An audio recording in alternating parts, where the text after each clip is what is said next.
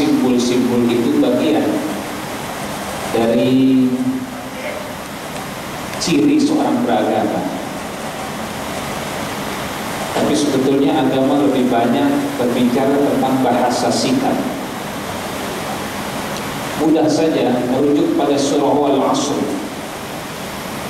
Ada kata-kata innal ladzina amanu wa 'amilus shalihat. Kecuali yang beriman, dan ada bahasa sikap imannya wa 'amilus shalihat. Laqad khalaqnal insana fi ahsani taqwim tsumma radadnahu asfala safilin illa alladziina amanu wa 'amilus shalihat.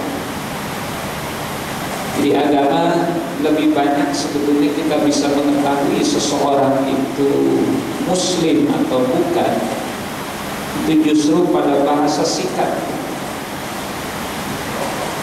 Saya mencermati sekarang ini orang lebih senang pada semboyan-semboyan, simbol-simbol, sehingga kalau tidak seperti dirinya dia bukan muslim. Jadi kalau ada orang yang tidak seperti dirinya, dia bisa menghukumkan bukan muslim, bahkan mengkafir-kafirkan. Saya termasuk orang yang mencermati beberapa tahun terakhir ini, orang yang sangat mengkhawatirkan tentang ukhuwah Islamiyah. Saya termasuk orang yang mengkhawatirkan ukhuwah Islamiyah. Rasulullah menyatukan antara muhajirin dengan ansar. Saya katakan saja, kalau kita baca sejarah, ini dua kelompok yang berbeda karakter. Orang-orang Mekah dengan orang-orang Madinah sesuai dengan topografi dan geografinya membentuk karakter manusia yang berbeda. Sama juga di Indonesia, beberapa bagian dari Indonesia ini kan ada berbeda karakter karena memang berbeda topografi, beda geografi dan lain sebagainya. Rasulullah menyatukan antara orang-orang muhajirin dan orang-orang ansar dengan sebuah ikatan bahwa kita disatukan pada kalimat la ilaha illallah Muhammadur Rasul. Pada kalimat la ilaha illallah Muhammadur Rasulullah. Disatukan kita itu dengan ukhuwah Islamiyah. Innamal mu'minuna ikhwatun fa aslihu baina akhwaykum wattaqullaha la'allakum turhamun. Orang-orang beriman itu saudara itu. Saya senang sekarang tumbuh radio-radio dakwah. Ya, radio-radio dakwah kan tumbuh. Senang saya, berarti syiar Islam ini di negara yang kita cintai ini luar biasa. Dan tumbuh radio-radio dakwah banyak sekali pada FM segala macam. Pada satu sisi saya gembira dan senang, tapi di sisi lain saya khawatir. Khawatir dengan sajian-sajian, tema-tema yang disajikan. Saya melihatnya justru tidak mempererat ukhuwah Islamiyah. Lebih kemudian mensekat-sekat umat dengan pemahaman-pemahaman. Saya senang lahir radio-radio dakwah, dan saya ditawarkan untuk mengisi. Saya nggak mau mengisi radio-radio dakwah, sudah lewat masjid saja. Kalau sudah radio dakwah nanti kan pendengarnya segmen tertentu yang sesuai dengan paham dia, segala macam. Maka saya katakan, pada satu sisi saya senang lahir radio-radio dakwah dengan trademarknya masing-masing. Tapi di sisi lain saya khawatir, pertama tersekat-sekat umat, yang kedua bisa jadi bukan ukhuwah, jadi adawah, jadi permusuhan. Sebab apa? Permasalahan yang diangkat dua dalam agama, ada permasalahan yang sifatnya muttafaqun alaih, ada dua mukhtalafun fihi. Biar kita menambah wawasan. Muttafaqun alaih itu artinya perkara yang sudah disepakati. Mukhtalafun fihi perkara yang masih debatable, masih ada diperselisihkan. Yang berselisih bukan orang-orang bodoh kayak kita, tapi ikhtilafal ulama, berbeda pendapat para ulama yang punya kapasitas kemampuan ilmu yang luar biasa. Yang seringkali diangkat itu, apa yang diangkat? Permasalahan yang masih mukhtalafun fi, yang masih debatable, yang Al-Quran dan Sunnah sendiri tidak berbicara secara khusus memutlakkan hukumnya. Yang Quranul Karim dan hadis Rasulullah sendiri tidak memutlakkan hukumnya, itu dihukumkan dengan ijtihadnya, dengan pemahaman kelompoknya. Kita semuanya sepakat tidak boleh apa yang Al-Quran haramkan kita halalkan, nggak boleh, dosa. Kita tidak boleh menghalalkan apa yang Rasulullah haramkan, atau sebaliknya mengharamkan kemudian menghalalkan. Semuanya harus kembali kepada Al-Quran dan Sunnah dengan ketentuan hukumnya masing-masing. Kita sepakat.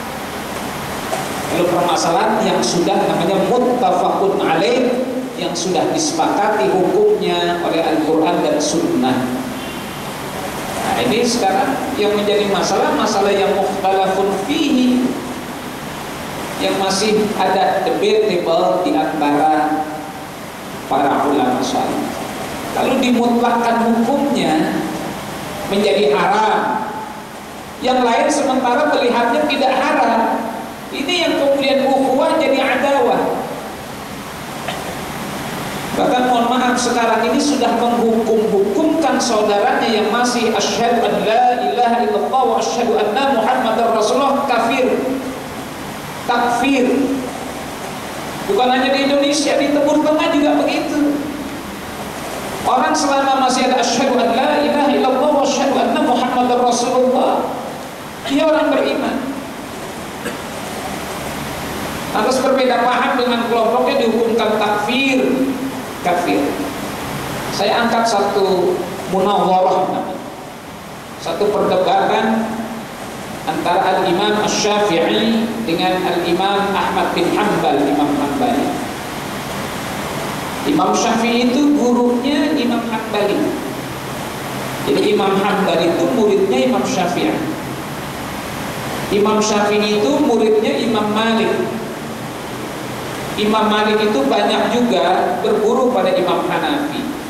Jadi kalau kita lihat 4 mazhab, sebetulnya lebih dari 4 mazhab, tapi kemudian dikembangkan pemikiran-pemikiran mazhab ini oleh pengikutnya sehingga kemudian yang kita kenal 4. Itulah ada mazhab yang lain, mazhab Al-Zahiri, mazhab Sufyan Tsauri, bahkan dalam tanda kutip para ulama sekarang dalam tanda kutip mau menerima pemikiran Syiah Zaidiyah yang lebih banyak pemikiran fikihnya cenderung kepada pemahaman yang kita pahami. Ada munawwarah, perdebatan antara Imam Syafi'i dan Imam Hanbali soal apa? An hukmi tarikis shalah, tentang hukum orang yang meninggalkan salat. Hukum orang meninggalkan salat. Bab saya sampaikan kepada si Ustaz, itu ada kelompok tertentu yang tidak mau menyolatkan orang yang meninggal karena dia tidak salat dan tidak puasa. Saya bilang selama dia tidak pernah menyatakan keluar riddah, murtad dari Islam, itu masih ada kewajiban 4. Ghusluhu, memandikannya, takfinuhu, mengkafankannya, as-salatu alaihi, menyolatkannya, dafnuhu, menguburkannya. Jadi orang yang tidak sholat dan tidak puasa, selama dia tidak pernah menyatakan saya keluar, naudzubillah min dzalik, saya murtad, itu masih ada kewajiban baru. Sampaikan kepada saya, kelompok itu tidak mau menyolatkan karena tidak sholat, tidak puasa. Saya angkat kemudian munawwarah, diskusi, perdebatan antara Imam Syafi'i dengan Imam Hanbali. Yang ketika itu Imam Hanbali menghukumkan bahwa tarikus sholati kafir, bahwa hukum orang yang meninggalkan sholat itu adalah Kalau sudah bahasa kafir, itu lawannya muslim atau mukmin. Kafir, mukmin. Kalau Pak Ahok menyatakan dirinya kafir, saya tidak melihat dia kafir, cuma dia sudah bilang dirinya kafir, ya sudahlah, terserah dia. Saya cuma menjaga saja agar kehidupan beragama kita ini baik. Tapi beliau sudah mengatakan bahwa beliau adalah orang kafir, terserah. Berarti beliau memproklamirkan diri bahwa dirinya kafir. Tentang hukum orang meninggalkan sholat, kata Imam Hambali, dia kafir. Kata Imam Syafi'i, tidak. Orang yang tidak sholat, tidak puasa itu tidak kafir. Coba bapak-bapak, ibu-ibu, ada orang tidak sholat, tidak puasa, katakan kepada dia bahwa saudara kafir, kira-kira gimana nih? Hah? Tidak sholat, tidak puasa, kafir saudara. Kira-kira diapain gitu? Ada yang bilang digaplok. Kalau dia megang golok, diapain gitu? Ini perdebatan dua orang besar dalam pemahaman agama. Kata Imam Syafi'i, tarikus shalah ghairu kafir. Orang yang meninggalkan sholat, yang tidak puasa itu tidak kafir. Tanya saja, apakah dia pernah menyatakan keluar dari agama? Bahkan mohon maaf Pak, orang-orang yang tidak sholat, tidak puasa, kalau Islam dihina, marahnya hebatan dia. Bapak jangan sembarangan, saya meskipun tidak sholat, tidak puasa, tapi iman saya kuat. Ini statement ini yang bikin saya tertawa lagi sebetulnya. Mas, kalau iman panjenengan kuat, panjenengan mestinya sholat. Saya tidak sholat, tidak puasa, tapi iman saya kuat Pak. Kalau iman sampai yang kuat itu bukan sholat dan puasa. Tapi saya lihat ghirah. Ada ghirah dia sebagai muslim. Ada kecemburuan dia kalau Islam itu dihina. Tetesan air matanya juga menetes ketika Gaza. Dulu lagi Sabra dan Shatila. Kalau lihat lagi Gaza dengan Sabra dan Shatila, lebih dahsyat dan menyedihkan Sabra dan Shatila. Itu dua camp Palestina yang dibantai oleh orang-orang Israel, orang laki-laki, orang perempuan, anak kecil, di dalam tenda itu dibantai dengan senjata. Ini orang yang begini meneteskan air mata. Saya lihat ada kelompok-kelompok yang punya semangat menegakkan hukum Quran dan Sunnah. Saya tidak mendengar statement dia tentang Palestina. Tapi saya secara pribadi melihat Palestina itu bukan perkara bangsa. Saya pribadi, saya melihat Palestina itu boleh berbeda dengan yang lainnya, siapapun dia. Tapi saya melihat Palestina itu bukan masalah bangsa. Masjidil Aqsa, kalau target manusia bangsa Palestina sih barangkali nomor sekian, tapi target utama Masjidil Aqsa sih. Ya, ada gerakan-gerakan yang selama ini mohon maaf bahkan mengkafir-kafirkan saudaranya, tapi tidak ada statement soal Palestina. Tidak ada pernyataan soal Palestina melalui radio-radionya. Dr. Yusuf Qaradawi, seorang ulama besar yang banyak menulis buku, ya, kan pernah juga berdebat dengan kelompok, saya nggak sebut saja kelompok itu. Saudi Arabia itu tidak pernah punya statement yang keras terhadap Yahudi. Dan Bapak ada buku baru, barangkali sudah sempat beli, simbol-simbol Yahudi di negara Saudi Arabia. Banyak ternyata monumen-monumen yang bermata satu, simbol mata satu Yahudi, banyak didirikan di sana. Sampai simbol-simbol institusi negaranya pun banyak menyimpulkan mata satu. Kan Yahudi. Tidak pernah ada statement yang keras. Sebab apa? Sudah banyak bercokol dan sudah banyak justru berlindung untuk kepentingan Yahudi. Kelompok-kelompok yang menyertakan Al-Quran dan Sunnah, saya belum dengar statementnya bagaimana menyikapi Sadra dan Syatila, menyikapi Gaza dan lain sebagainya. Kalau ingin betul-betul utuh, bukan hanya pemahaman Quran dan Sunnah yang harus diperjuangkan, tapi kepentingan saudaranya yang Muslim pun harus diangkat dan dibela. Tapi apa yang terjadi? Radio-radio sekarang sedang tidak lagi memperak ukhuwah Islamiyah,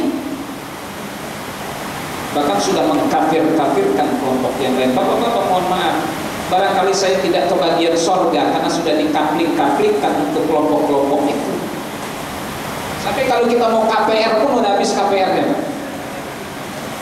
KPS, kredit kepemilikan, yang ada cuma KPR saja.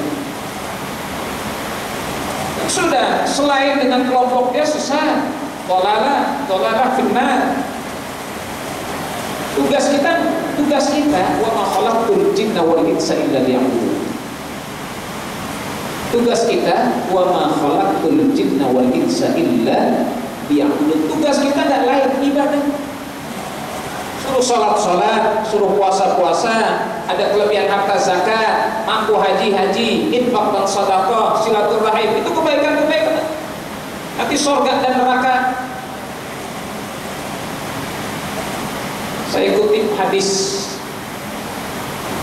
sebelum saya lupa untuk menghukumkan orang yang meninggalkan salat itu kafir. Saya bahas dulu ini. Kata Imam Syafi'i, kalau Anda katakan tarikus shalah kafir, orang yang meninggalkan salat itu kafir, bagaimana dia menjadi muslim lagi? Kalau Anda memfatwakan bahwa tarikus shalah, orang yang meninggalkan salat itu hukumnya kafir, berarti sudah bukan mukmin lagi. Bagaimana kalau dia ingin menjadi muslim lagi? Karena Anda sudah mengatakan dia keluar dari Islam kafir. Bagaimana dia menjadi muslim lagi? Kata Imam Hambali, ya bersyahadatlah ia. Karena saya sudah menghukumkan dia orang kafir. Kalau Anda bertanya kepada saya bagaimana dia menjadi muslim lagi, bersyahadatlah dia untuk menjadi muslim lagi. Apa jawaban Imam Syafi'i? Tarikus sholati mustadimun bisyahadah. Tarikus sholat, orang yang meninggalkan sholat itu mustadimun, masih berada dalam syahadat. Tanya orang yang gak sholat, banyak yang gak puasa sekarang, ikut lebaran itu nangis juga kalau lebaran, minal akidin wal gak apa-apa lah. Yang lebaran itu yang puasa, yang sholat. Makanya kan doa kita bukan lebaran, yang mudah-mudahan bisa berjumpa kembali dengan bulan suci ya Ramadan yang akan. Kalau ini nggak sholat, bahasanya mudah-mudahan ketemu lebaran lagi, karena nggak puasa. Tapi mereka itu yang sekarang banyak ini di warteg-warteg ada juga, ya kan? Warteg sekarang yang bedanya cuma pakai apa? Hordeng, tapi kakinya tetap kelihatan. Itu yang di atas meja ada sop kambing, Pak. Di atas meja ada sop kambing, di bawah meja ada kaki kambing. Dan goyang-goyang. Coba hukumkan mereka kafir. Kata Al-Imam Asy-Syafi'i, orang yang meninggalkan sholat itu tidak kafir. Kalau Anda hukumkan kafir, bagaimana dia menjadi muslim? Anda katakan harus bersyahadat. Oh enggak, tarikus sholat di mustadimun bisyahadah, orang yang meninggalkan sholat itu masih ada syahadat. Tanya dia, la ilaha illallah Muhammadur Rasulullah ada. Asyhadu an la ilaha illallah wa asyhadu anna Muhammadar Rasulullah ada. Terjemahkan, dia bisa menerjemahkan. Sudah, diam Imam Hambali. Fasakata, maka diamlah ia. Karena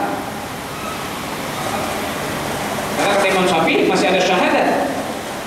Kalau Anda mengatakan dia harus bersyahadat lagi, untuk apa syahadat lagi? Karena masih ada syahadatnya di dalam diri. Kata Imam Hambali kemudian, oh, kalau dia ingin jadi muslim lagi, ya sholatlah dia. Padahal pada perdebatan pertama ini sudah kalah. Kemudian Imam Hambali mengatakan, oh kalau Anda tanyakan bagaimana dia menjadi muslim lagi, iya dia sholatlah. Sholat, kerjakan sholat biar jadi muslim lagi. Kata Imam Syafi'i, Anda sudah menghukumkan orang meninggalkan sholat itu kafir. Kalau Anda suruh sholat, sholat orang kafir diterima nggak? Buat apa orang kafir sholat? Kalau Anda menghukumkan orang meninggalkan sholat itu kafir, terus untuk menjadi Islam lagi dia mesti sholat, apakah diterima sholatnya orang kafir? Tidak diterima. Wa ma du'aul kafirina illa fi dhalal. Jangankan sholat, doanya juga nggak nyampe. Wa ma du'aul kafirina illa fi dhalal. Dan dia adalah bahwa doa orang kafir itu dalam kegelapan, dalam kesesatan. Kan dalam hukum waris kan nggak bisa berbeda agama saling mewarisi meskipun seorang ayah dan anak.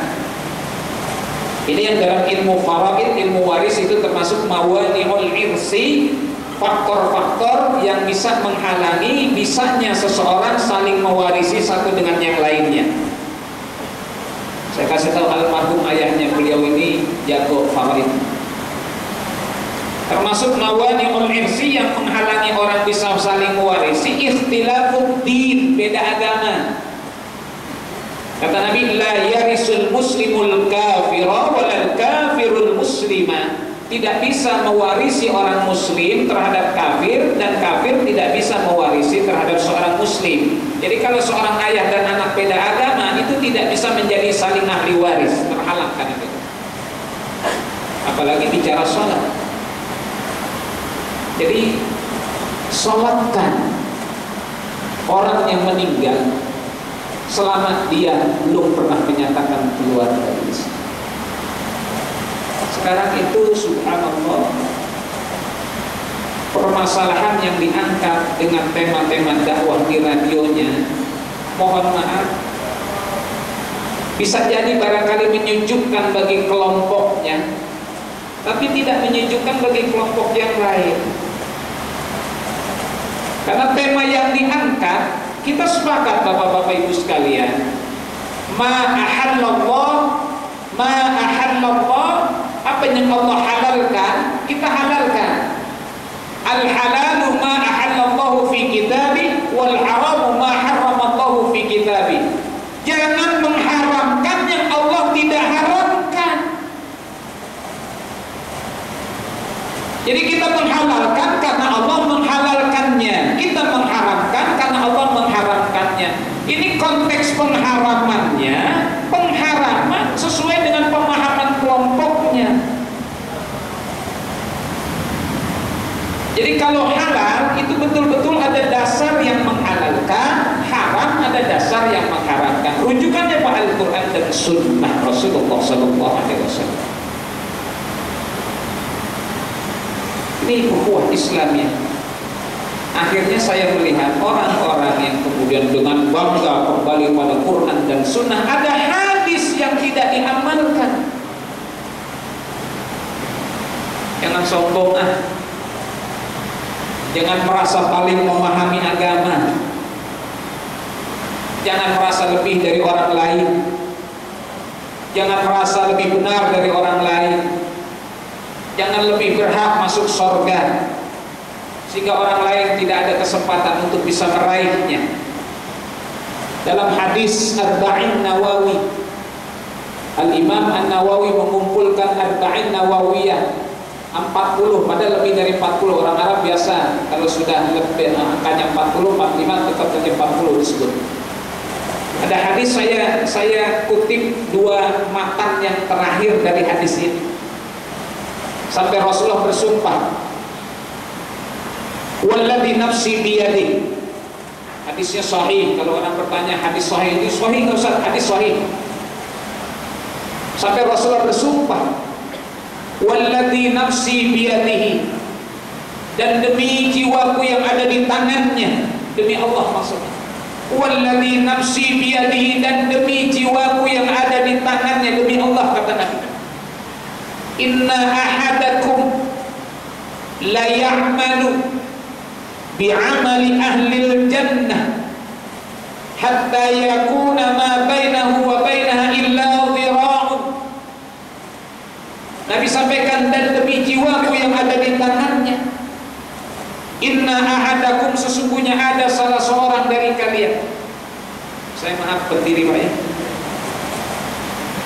kurang puas kalau saya pengen alasan kenapa saya begini, mau colok yang ngantuk matanya.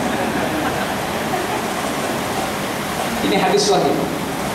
Ini biar kita nanti hidup beragama tuh enak. Assalamualaikum. Kalau ketemu assalamualaikum, kayak pahal. Gimana kabarnya anak-anak sehat? Kan enak Pak ukhuwah Islam ya. Muhammadur Rasulullah walladzina ma'ahu asyidda'u 'alal kuffar ruhama'u bain. Muhammad itu Rasulullah, Muhammadur Rasulullah walladzina ma'ahu asyidda'u 'alal kuffar. Muhammad itu adalah utusan Allah. Walladzina ma'ahu, dan orang-orang yang bersama beliau, asyidda'u 'alal kuffar, orang yang mengambil garis tegas terhadap orang kafir. Ruhama'u bainahum, saling bersayang-sayangan antara mereka. Kalau ketemu assalamualaikum, safahah. Kalau belum mu'anaqah ya. Kalau cium pipi enggak, tapi sekarang tidak cium pipi, cium jidat gitu.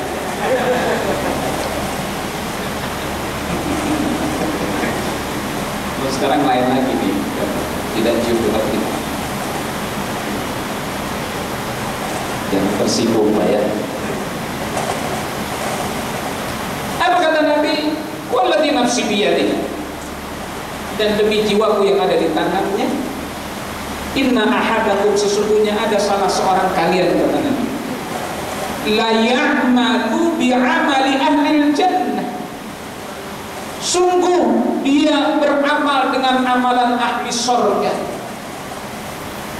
Inna ahadakum la ya'malu bi'amali ahlil jannah, sungguh ada salah seorang kalian, kata Nabi, yang ia beramal dengan amal ahli jannah. Soleh, tutur katanya baik, perilakunya baik, sholatnya rajin, puasanya, baca Qur'annya hebat. Kurang apa orang ini digambarkan? Inna ahadakum la ya'malu bi, sungguh dia beramal dengan amalan ahli surga. Ahli surga kan berbuat yang baik-baik, karena akan menuju tempat yang baik. Makanya ada surga namanya Darussalam. Surga kan 7, salah satunya ada Darussalam. Ingin masuk Darussalam, Allahumma antas salam wa minkas salam wa ilaika ya'udus salam fahayyina rabbana bis salam wa adkhilna al-jannata Darussalam tabaraka rabbana wa ta'ala ya dzal jalal. Ingin masuk ke surga yang penuh dengan kedamaian, harus menciptakan as-salam, kedamaian. Nanti masuknya ke Darussalam. Orang yang puasa nanti ar-rayyan, babur rayyan, pintu rayyan. Yang senang menggirakan anak kecil, babul marah, pintu kegembiraan. Wah, pintunya aja macam-macam. Ada babur rayyan, babul duha, babul sadaqah, babul salah, babul marah. Babul marah untuk orang-orang yang liman farrah hasibyan, kata Nabi, untuk orang-orang yang senang menggirakan anak kecil. Ini bapak-bapak kalau akhir bulan, tanggal muda, gajian, pulang ke rumahnya, di gang banyak anak-anak kecil tuh ya. Ya, sudah mampir di warung lah, beli telur cecek. Masih ada yang jual telur cecek kan? Yang merah, biru, kuning, hijau, udah ada ya? Beli satu plastik betul, auranya loh. Oh, dia berebut, girang, nanti bapak masuk babul pak, yang suka menggirangkan anak kecil. Balik lagi pada hadis sahih itu, Nabi gambarkan dari umatnya yang sudah beramal dengan amalan ahli surga. Amalnya betul-betul amal orang yang pantas masuk surga. Inna ahadakum la ya'malu bi amali ahli jannah hatta yakuna ma bainahu wa bainaha illa dhira', sampai antara dirinya dengan surga itu, kata Nabi. Karena begitu hebat amal ibadah, illa dhira', tinggal sehasta. Bahasa Arab dari sini dhira'. Jadi orang itu, kata Nabi, umatnya itu amal solehnya itu sungguh luar biasa, sampai antara dirinya dengan sorga itu tinggal sehasta, karena amal solehnya begitu dekat. Jadi dia masuk sorga itu nggak perlu melompat. Cyber sorga, dekat kan? Karena amal solehnya, kata Nabi, sampai antara dirinya hatta yakuna ma bainahu wa bainal jannah illa dhira, 3,5